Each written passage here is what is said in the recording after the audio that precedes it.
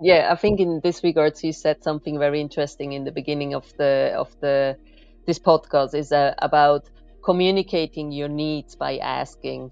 And I never thought about it this way, but I think that's quite important. That asking doesn't mean you demand something; it just means you communicate your needs in a different way. Mhm. Yeah, business model is in three parts. We do events. We organize the biggest conference for diversity in tech in Switzerland. We do the recruiting, but we also do the consulting part, which is mainly consulting for companies, helping them understand how they can build diverse teams.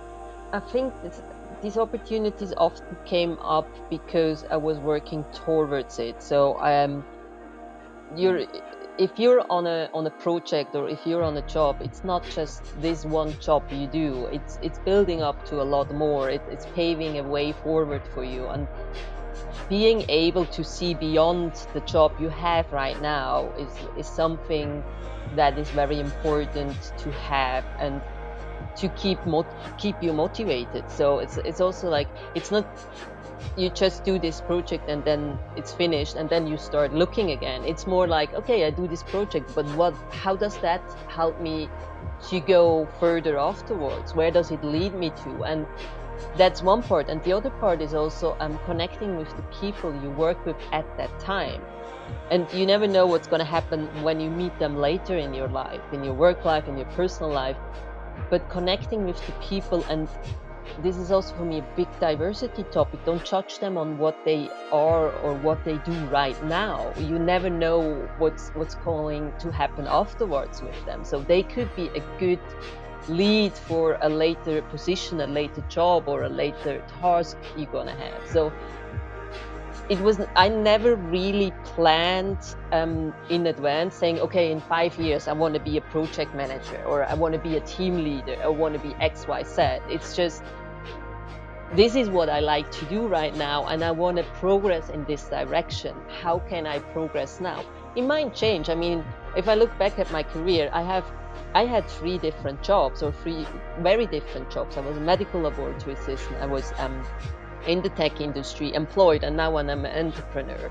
So very different things, and everything I did helped me to get to the next step, or to the next stage in my life. But it's just because I took what I have at the moment, making sure I can enjoy. If I didn't enjoy it, I changed. I always said, if I stand in the morning at the bus station or tram station or wherever, being not motivated going to work, it is time to move on. And then I start looking more intensely. But most of the times, the things just came up and was offered to me because I was working towards to it already.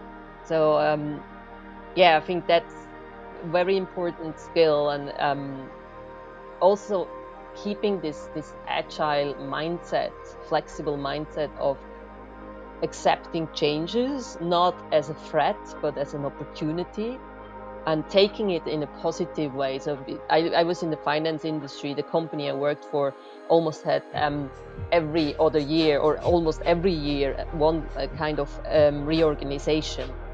And I know in the first one you experience, you're like, oh my God, I'm going to lose my job, something like that. And the second one, you already relax. And the third one is like, okay, bring it on. What's my next job here? There's definitely an opportunity for me here. And I think that's the most important thing, having this mindset of nothing is going to happen. Or let's put it this way, what's the worst that could happen? And if you strip it down to what's really the worst, you realize there is nothing worse that can happen. So it's all good things that can happen if you take it as an opportunity.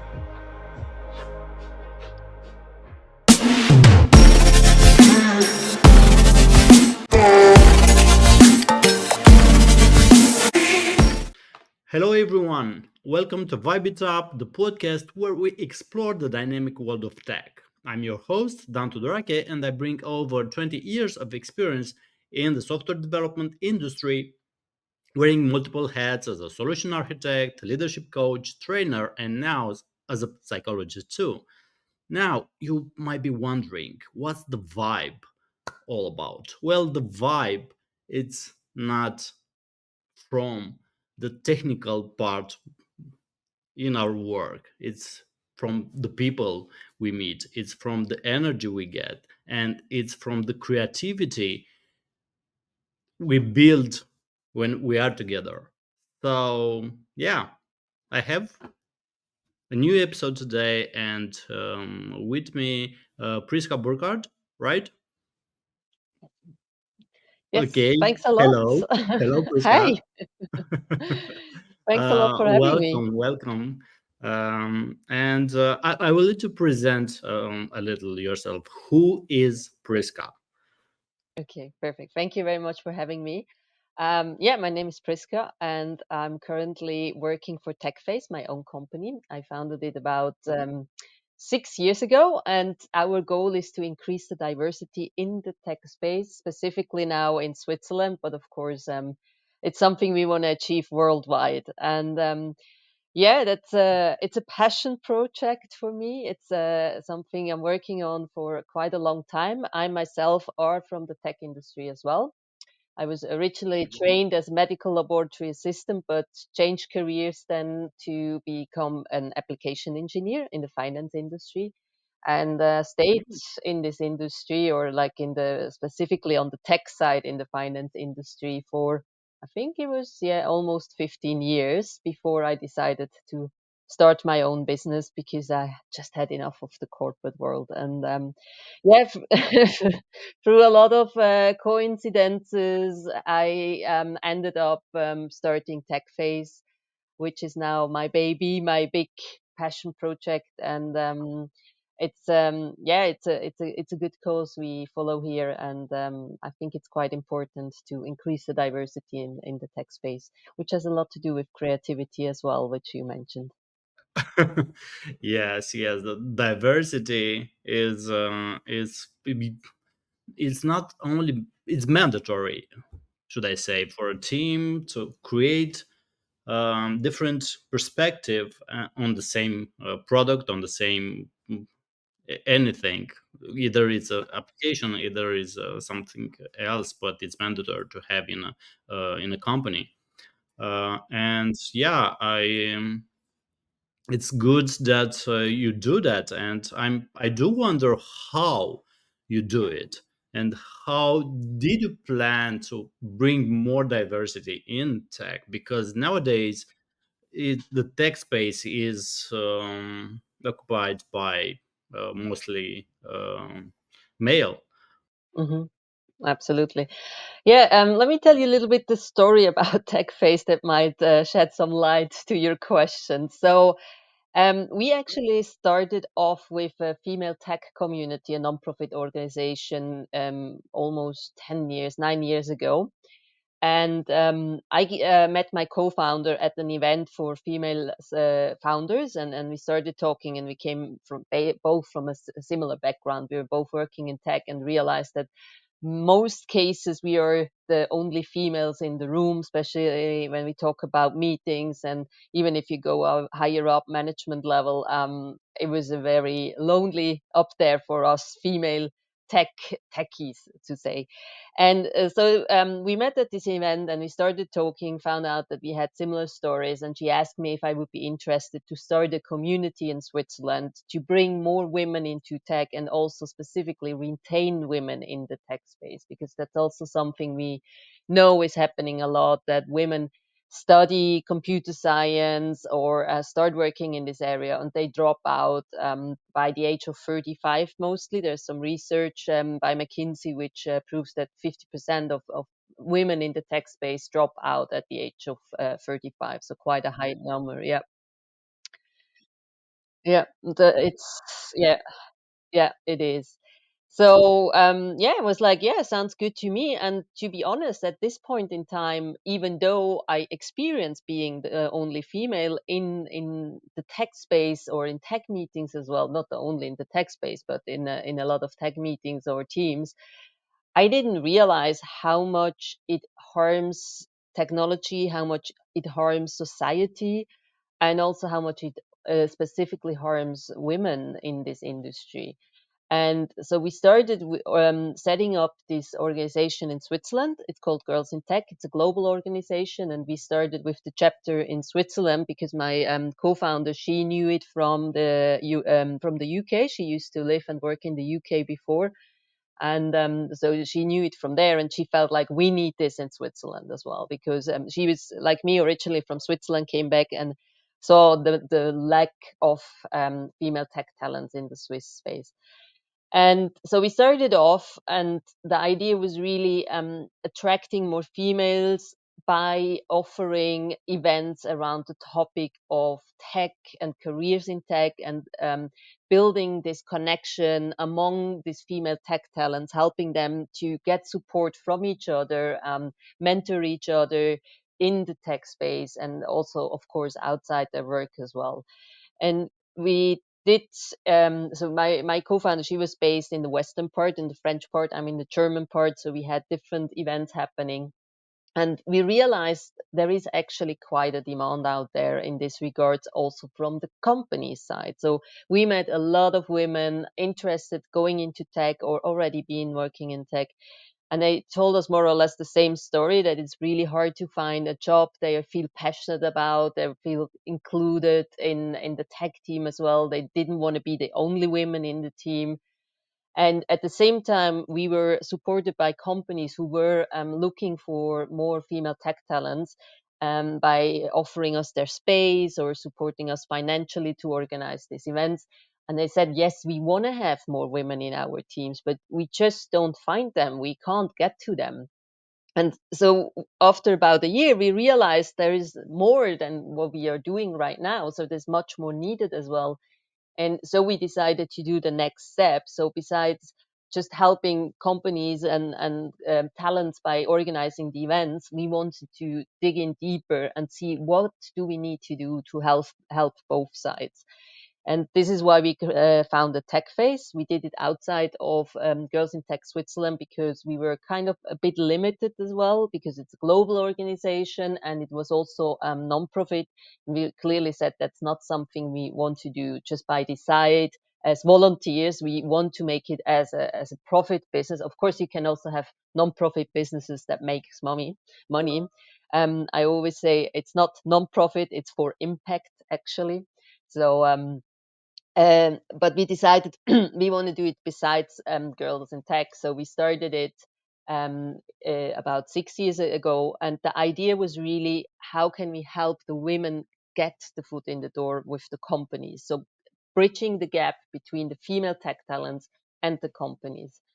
And this was done, we started off with events such as talent matching event. So we invite the companies, we invite the talents. There's kind of a speed dating where they get to know each other, because we also felt that companies, recruiters need to look behind a typical CV. CVs from women and men are very different. And so we said, if you look at both CVs and you compare them, you're going to miss out a lot of talents, because there is big difference between these CVs. So you need to look behind them, get to know the person first, and then decide how shall we proceed with this person to invite them for interviews. So this is what we set up, and it's really like blind speed dating, that you meet the talent without knowing who is sitting in front of you, but it gives you a different perspective. You remove a lot of biases you might get when reading a CV. You automatically, you see a picture, you see a name, and you automatically have a bias towards this person. So yeah, we started off with these events, and we were quite successful, seeing that how they connected. That companies came to us saying, "Oh my God, I would never have interviewed this person if I just got her CV." So we saw that there is basically a really good way to open up the space for both, for companies and talent. And on the other hand, like when we started, we focused pretty much on the talents. So we said, how can we support the talents getting into the tech industry? So we help them also understanding what kind of companies are out there, what are their values, how can they match the values between the company and the talent. And we did this maybe for 2 3 years. And then we realized it's actually not really working, because we still getting the same feedback from the talents. So there's not much change on the company side. Female talent still didn't feel welcome in a lot of companies. They experienced horrible interviews where they were basically told things like, oh, if you want to work here, you can't have kids. You need to work 200%. You need to be full on. This is not a place for a woman, more or less, which is it's horrible. It's not allowed to ask question about family planning in Switzerland by law, but everybody gets asked. Every woman in the age of 20 to 40 gets asked about her family planning, which is not allowed. But we heard a lot of these horror stories, and we also learned that once they get into the company, they often leave after 6 or 9 months because they've, like in the beginning the interview everything was fine, but it was just the recruiters, the hiring manager, who wanted to have the diversity, but the team was maybe not ready to be more diverse or welcome this diversity in the work process or in their daily work. And so we realized we need to start working closer with companies. So we need to help them understand what does it actually mean to become more diverse. It's not just hiring women and say, we specifically focus on gender diversity. So, but I'm fully aware diversity is more than gender diversity. It's only the second biggest diversity group, but we focus now on gender diversity. So I talk a lot about women. Um, so I yeah, we realized we need to help these companies understanding better what it means to build a diverse team. How can this be achieved? And maybe also more, how can the culture be there first before they start hiring the women so that everybody feels welcome in this team, can bring themselves in, can contribute to specifically also technical solution and make them more diverse and available for everyone in this world. So yeah, that's the story. I hope it answered the question.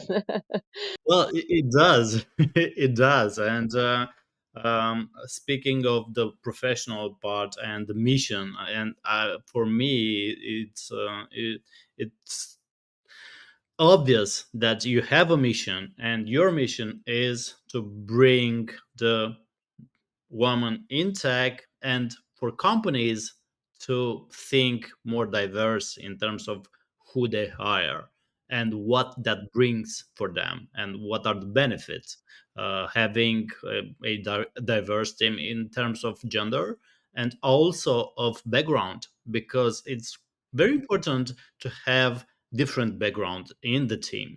And I've seen teams with different backgrounds performing better than teams that have the same computer science background, for example, in terms of studies.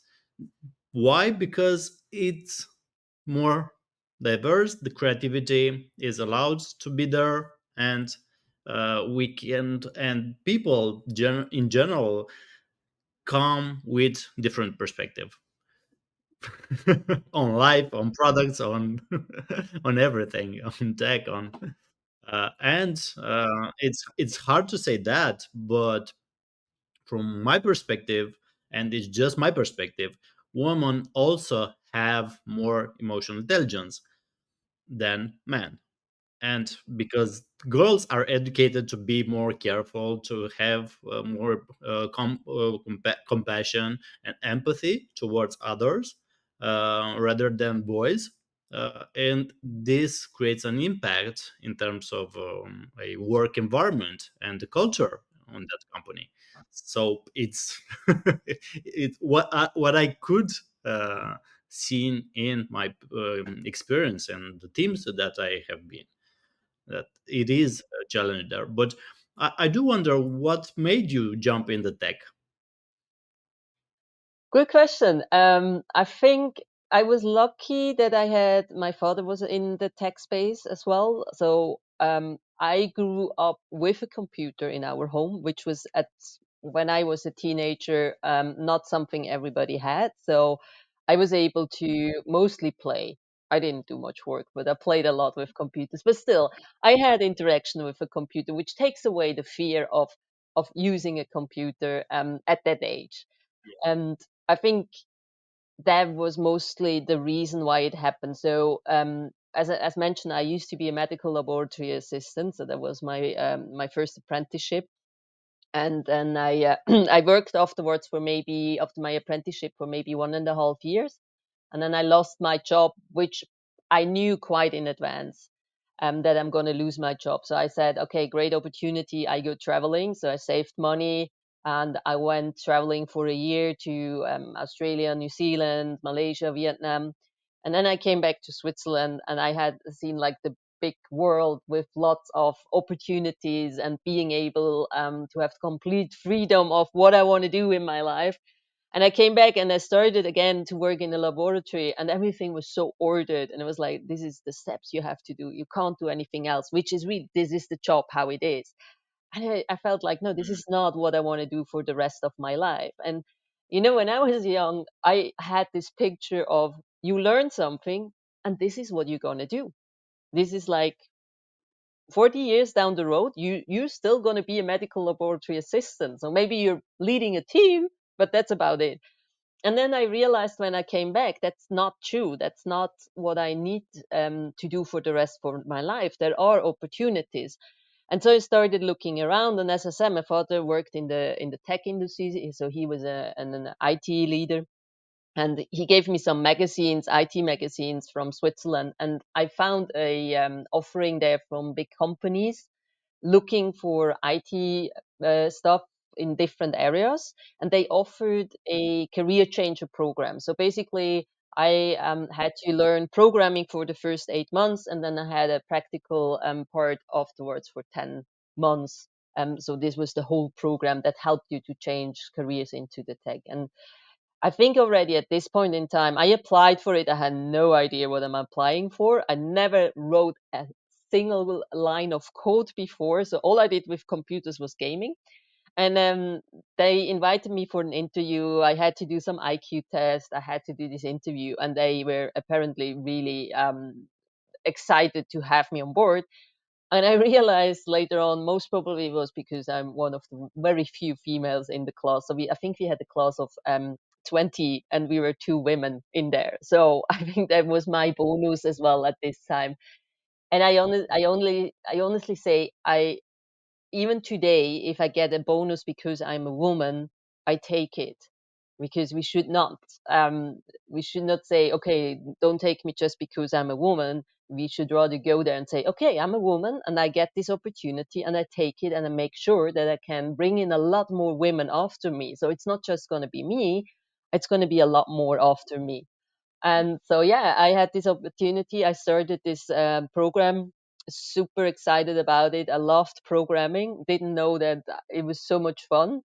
And yeah, I stayed with the company afterwards for almost 10 years altogether.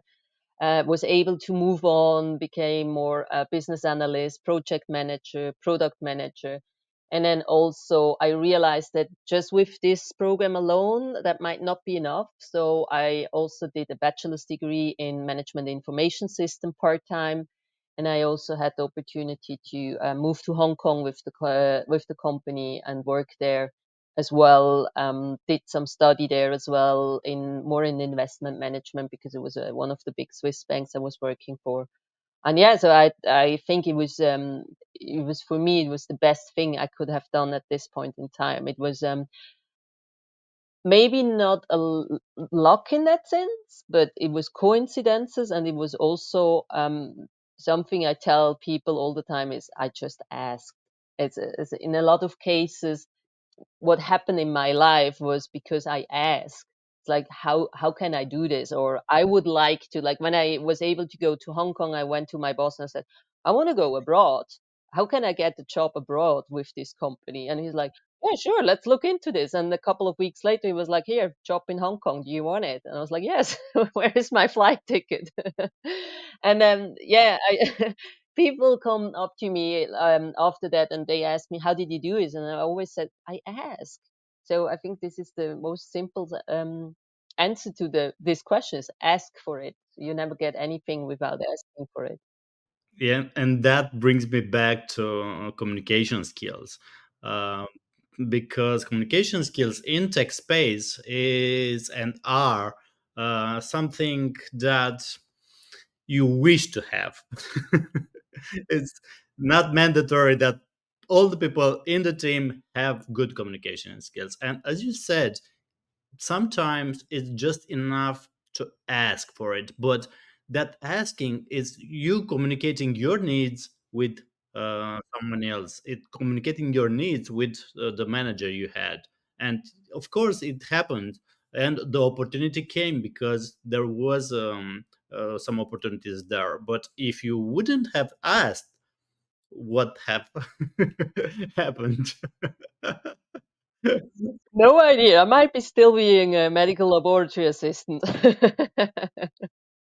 Yes, yes, and that's why also insist in emotional intelligence, and particularly communication and social skills. Of course, is the first part is great to know yourself first, know your limits, know your desires, know your needs, your passions, and everything. What makes you happy? Um, Control your emotions, recognize your emotions and your triggers, and after that, go and communicate with the others when whatever topic you want or you need. And that's because it's important to have social and communities around us, and to be part of communities, and to have a greater goal like you do now. And I I wonder what and where did you feel like it was a pivotal moment, other than the first job you had and the background. But in tech, when did you decide that okay, I would want to go to product, or I want to go to management, or what made you do this jump? um, I think these opportunities often came up because I was working towards it. So you're if you're on a project, or if you're on a job, it's not just this one job you do. It's building up to a lot more. It's paving a way forward for you, and being able to see beyond the job you have right now is something that is very important to have, and to keep you motivated. So it's also like, it's not you just do this project and then it's finished and then you start looking again. It's more like, okay, I do this project, but how does that help me to go further afterwards? Where does it lead me to? And that's one part. And the other part is also connecting with the people you work with at that time. And you never know what's going to happen when you meet them later in your life, in your work life, in your personal life. But connecting with the people, and this is also for me a big diversity topic. Don't judge them on what they are or what they do right now. You never know what's going to happen afterwards with them. So they could be a good lead for a later position, a later job, or a later task you're gonna have. So I never really planned in advance saying, okay, in 5 years I want to be a project manager, or I want to be a team leader, I want to be XYZ. It's just, this is what I like to do right now, and I want to progress in this direction. How can I progress now? It might change. I mean, if I look back at my career, I had three different jobs, or three very different jobs. I was a medical laboratory assistant. I was in the tech industry employed, and now I'm an entrepreneur. So very different things, and everything I did helped me to get to the next step, or to the next stage in my life. But it's just because I took what I have at the moment, making sure I can enjoy. If I didn't enjoy it, I changed. I always said, if I stand in the morning at the bus station or tram station or wherever, being not motivated going to work, it is time to move on. And then I start looking more intensely. But most of the times, the things just came up and was offered to me because I was working towards to it already. So yeah, I think that's a very important skill. And also keeping this agile mindset, flexible mindset of accepting changes not as a threat but as an opportunity. and taking it in a positive way. So I was in the finance industry. The company I worked for almost had every other year or almost every year one kind of reorganization. And I know in the first one you experience, you're like, oh my God, I'm going to lose my job, something like that. And the second one you already relax, and the third one is like, okay, bring it on, what's my next job here? There's definitely an opportunity for me here. And I think that's the most important thing, having this mindset of nothing is going to happen, or let's put it this way, what's the worst that could happen? And if you um strip it down to what's really the worst, you realize there is nothing worse that can happen. So it's all good things that can happen if you take it as an opportunity. Yes, yes, indeed, and that's why I'm doing what I'm doing now, because I have worked 20 years in tech too, and I've seen a lot of people that they don't look forward towards their next move in their careers, what they should learn, what they want to do more than that. And of course, there are a lot of people which are fine with what are they doing then, with the project they have and everything in this direction. But the question is, if that project closes, what do you do next? Do you have the skills that market demands it now? Because a lot of people are working 20 years maybe in on a single programming language, on a single um, project and industry, and when they get out of there, they're mostly unemployable because they know an ancient technology, no one has it, that company, and that's a pity. That's a pity because you and we as humans, we can do more from and with our lives, and you are an example in this direction of mindset, of challenging your thoughts and looking for opportunities, but working towards them, not just expecting them. Okay, so in this, how, yes, how do you think that having emotional intelligence helped you in your career? um It helped a lot, but only in the later time of my career. I think in the beginning of my career, this was not something that was put as a priority for myself, having this emotional intelligence.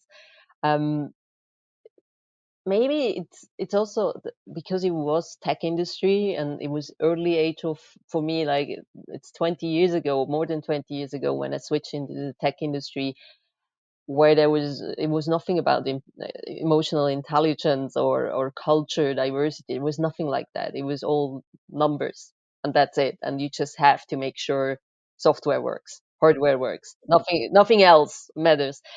And mm, it is, but it got a lot more important at the later stage, being able to understand when does someone, or in which environment do people perform the best, what do they need, and how can we make sure we give them the environment, the culture that they can perform to their needs. And I think that's it's not easy. It's not easy, but having this makes teamwork a lot more fun. And I had one experience which I think, when I think back, it was quite funny. We had a new team member, so we had quite a good established team when I was still employed, and then we became a new team member. And she and we didn't get along. It was kind of funny because it wasn't. I liked her as a person very much, but work wise we were so different, and we just couldn't work together. And then we had an offsite, we did a team building event, and we had this, I think this Meyer Bings or whatever test they did with us. And then there was an expert coming in, yeah, explaining us the result, and we were on the complete opposite scales of each other. And when he explained to us who we are or what the result means, it was for me, it was like click. It was like, yes, okay, now I get it why we didn't get along. And it just made things afterwards easier, because when we had discussion, I just remember, this is how she thinks, this is how I think. There's nothing wrong or right about the way we are, but we just think differently. And knowing this makes it just easier to work together, rather than fighting each other and not understanding what is the need of the opposite person, or how do they think, how do they work, what's important for them. And I think that that has a lot to do with emotional intelligence. It is actually emotional intelligence. Yes, having the skill to recognize the operandi modus in the others, and to understand what they're motivated about, how do they think, where they came in terms of values, because values is what dictates our choices in life and in work too, because a lot of people are more towards having obsession with perfection, everything to be perfect in terms of anything in that direction. And the other maybe are more creative, and they need to have this creativity and flow in everything they are doing. So yeah, there's a lot of differences in us, but more than that is knowing how to react when a fight comes along in the office, and you see you don't get along with your coworker, and what you need to do in order to accept his perspective and work together in collaboration mode to build something great from there, and not just keep it okay, my solution is best, I know the best way and the best code for that, which is not the best. Oh yeah. uh, I do wonder this. Go for it. Yeah, I think in this regards, you said something very interesting in the beginning of the this podcast, is about communicating your needs by asking. And I never thought about it this way, but I think that's quite important. That asking doesn't mean you demand something; it just means you communicate your needs in a different way. Hmm. Yes, in a healthy way, which is about me. It's not about you.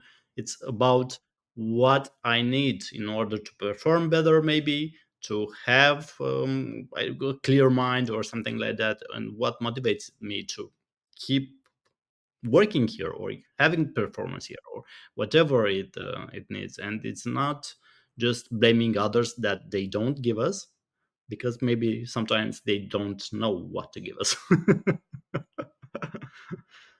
And I do wonder,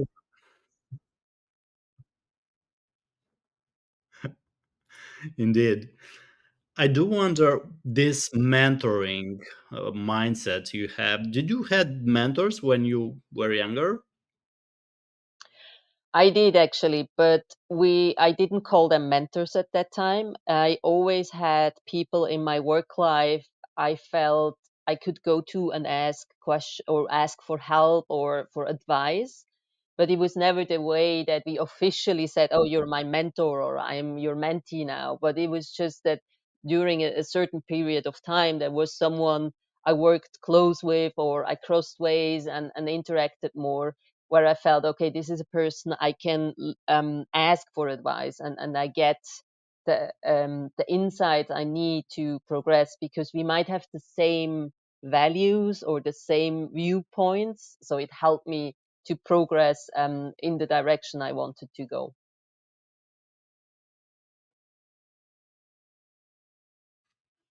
Yes, and um, I also had a lot of mentors, but I never had someone who could tell me a holistic level, combined in skills, direction, and present, right? Because most of the time we had mentors on the present, and what do you need to do here and now to perform better, to have a better salary, maybe to get a raise, or to get along with the team, or get better evaluation uh, degrees or something like that, right? But not in terms of more holistic way, in terms of how you combine life with work, and you put this together, and in terms of following your passion towards what you can do better to serve others. Because I think that's one thing people get wrong, and it just doesn't need to be just the passion. Because yeah, maybe my passion is to eat, and I cannot have do money from that.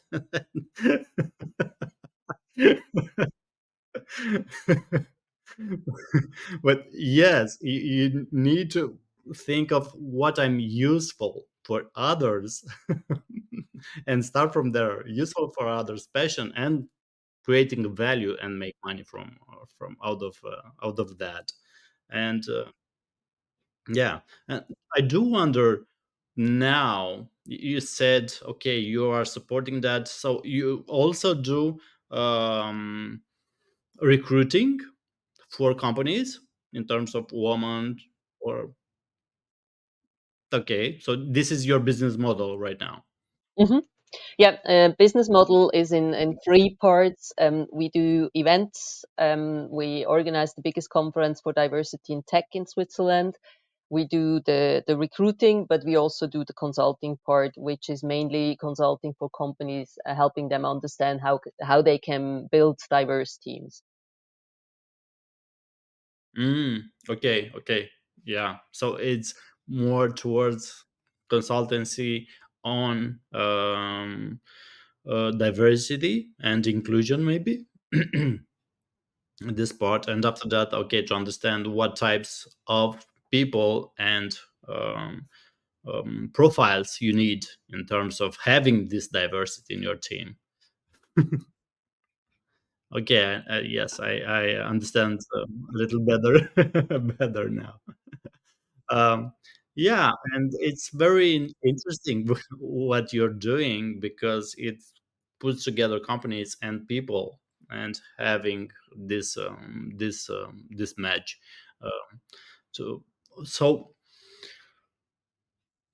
I do have rapid fire rounds in my podcast. If you were to have dinner with any figure from the tech industry, but not necessarily, who it would be and why?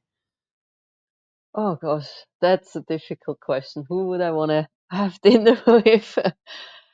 um, I honestly,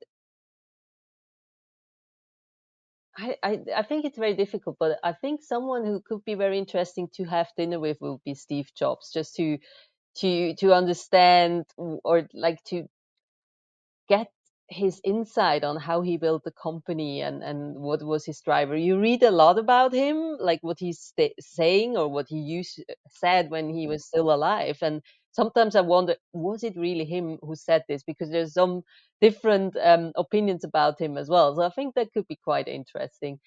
Um, I'm for sure also would love to have dinner with someone more from women's perspective, someone like Michelle Obama, because I think she's a very strong person, has a very strong personality, and I would love to learn more from her, how she grew up, how she became who she is now.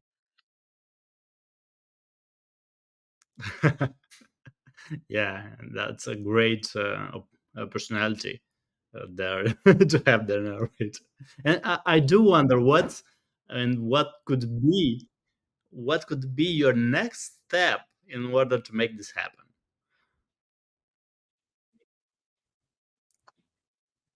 To have this dinner. but not with Steve Jobs, obvious. Oh, yes, that's gonna be maybe when I'm dead, I might meet him in heaven and have dinner with him there, if he's there. Yeah. Uh, what was my next step? Um, I don't know. I think just ask. Yes, indeed. That could be your next step. Ask. Yeah. So asking about what you want is our specialty today, our go-to uh, point of view. Um, okay, as we prepare for closing, do you have some particular piece of advice or insights you would like to leave with the audience? Mm. Um, I think there's something you said before, and I think that's quite important. You were mentioning follow your passion, and I believe that's sometimes for some people very confusing because I don't think you can follow your passion. You need to build your passion. And I know a lot of people who feel sometimes lost because they see other people and they feel like they know what to do in their life. They have found this passion. I get this sometimes from people. They say, "Oh, you know what you want in your life. You found your passion. You found your goal, your mission, your vision. You know what you do. How can I do this?" And I I always say, "You're not getting up in the morning having this all of a sudden. It's not jumping out of anywhere like this. It's time. You have to invest. You have to work towards it. You have to just do something, and sometimes do something you don't think could be interesting because you never know what's going to happen. You might realize that is something you're passionate about, and then you start building your passion. You might need to try 20 different things because until you find that thing that makes you happy, that makes you feeling in the right place, and bringing or serving others with what you do. And I think that would be my piece of advice: is it takes time. Try as many things as you want and can. Don't feel obliged to have your passion at a certain age or have it right now. Even not having a passion might be a passion. Yeah, and from there, it's just as important to just do what you're best at and grow from there and see what other opportunities came from there. Because yeah, for me it is the same thing. I've done a lot of a part of my life coding and technical and solution architecture, and now I'm building people and I'm building teams, and I'm doing trainings and leadership classes and career classes. So it's what you build. It's not just what you know you can be good at or you have a passion for that. Because in life we change, and it's good that we change. Yes, we shouldn't stay on the same spot for forever. Okay, so how was for you today? How did you felt during this podcast? Absolutely great because I could talk about something I'm passionate about. No, I always I like these kind of podcasts. I like to talk to different kind of people as well, and hear their sides as well, and sharing my story and hearing their story as well. So yeah, thanks a lot for having me. Thanks a lot for accepting my invitation to Priska, because it's what makes us humans, communicating with each other, knowing people, collaborating with each other. It's what brings us to new experiences and maybe that passion that we discussed about. Yeah, and could you finally provide some maybe your how the audience can connect with you? Maybe girls in tech, women in tech. Absolutely. I mean, the best is always connect with me personally on LinkedIn. Just reach out, send a connection request, quick note that you know me from this podcast. That would be great. And then also follow TechFace on LinkedIn, on Instagram, visit the website, see what we're working on, what we're doing, all kinds of events. Currently, still focused on Switzerland, but we have also a lot of blog post advice on it, which is available, or it's valid for everyone in the world. So I think that's the way to connect. Okay, okay. Thank you very much, Priska. And that's a wrap for today's episode of Vibe It Up. So I do hope you enjoyed our insightful conversation with Priska. And before we go, I want to extend again a big thank you to our guest for sharing his valuable experience and perspective here. So yeah, thank you very much from my side also for accepting my invitation and for the our guess for our audience. You can connect on us with us on LinkedIn, on YouTube, on other channels. You can find us. So it's just a matter of click and write what you want to ask and what you need. And have a great day. Thank you.